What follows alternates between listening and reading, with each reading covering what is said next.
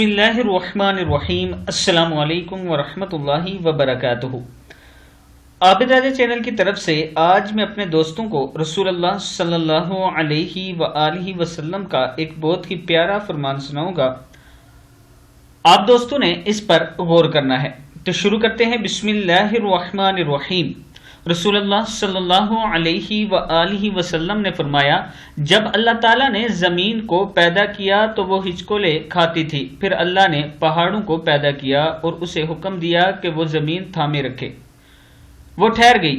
تب فرشتوں کو پہاڑوں کی مضبوطی پر تعجب ہوا اور کہنے لگے، اے اللہ، آپ کی مخلوق میں سے کوئی چیز پہاڑوں سے بھی سخت ہے؟ فرمایا، لوہا اس سے بھی سخت ہے۔